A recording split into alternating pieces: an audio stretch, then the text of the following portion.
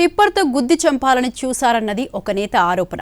రుజువు చేయలేకపోతే ఇంటికొచ్చి చెప్పుతో కొడతానన్నది మరో నేత కౌంటర్. అనంతలో పొలిటికల్ వారికి గురువారం డెడ్ లైన్. ఇంతకీ ఆ రోజు జరిగే గుద్దులాట ఎలా ఉండబోతుందన్నది ఇప్పుడు హాట్ టాపిక్ గా మారింది.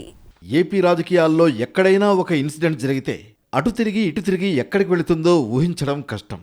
ఇచ్చాపురంలో జరిగిన సంఘటన హిందూపురం వరకు రచ్చరేపిన సందర్భాలున్నాయి. ప్రస్తుతం అనంతలో ఒక మాజీ ఎమ్మెల్యే చేసిన వ్యాఖ్యలు తీవ్ర దుమారం రేపుతున్నాయి. టిప్పర్తో తనను గుద్ది చంపాలనుకుంటున్నారంటూ రాప్తాడు మాజీ ఎమ్మెల్యే తోపుదుర్తి ప్రకాష్ రెడ్డి చేసిన కామెంట్స్ కాక ఇంకా కంటిన్యూ అవుతోంది. ఇటీవల ప్రొద్దుటూరులో ఒక ఫంక్షన్కు అటెండ్ అయి వస్తుండగా సింగనమల వద్ద టిప్పర్ ఆయన వాహనాన్ని ఢీకొట్టే ప్రయత్నం చేసిందట.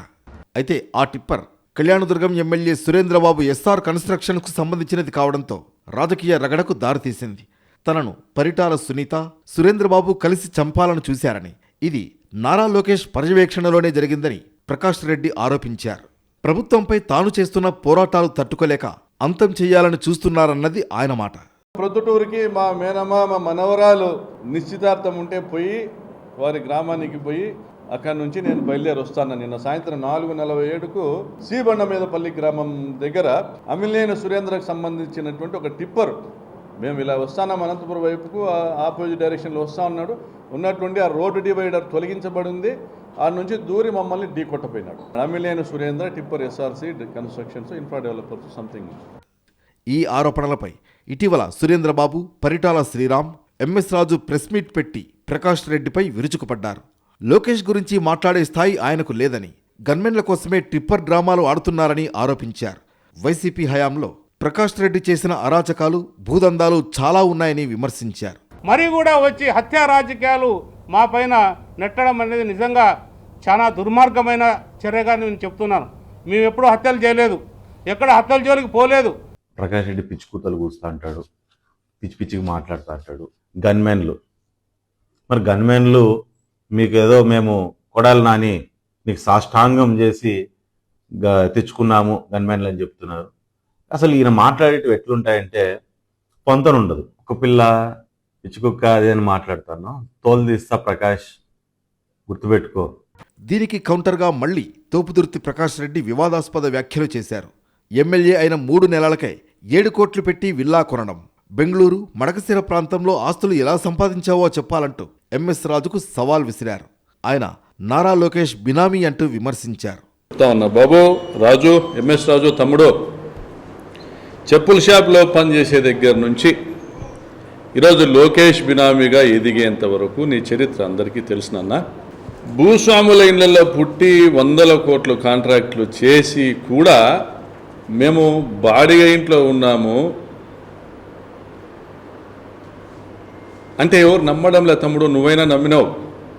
రెంట్ కట్టడంలే అని పదే పదే చెప్తాను. థ్యాంక్స్ రా నాన్న, నువ్వన్నా నమ్మినావు తమ్ముడు. నాకు ఒకటి అర్థం కాలే, ఎమ్మెల్యే అయిన 3 నెలలకే 7 కోట్ల విల్లా ఎట్లా కొంటివిరా బాబు? 7 కోట్ల విల్లా ఎట్లా కొంటివి?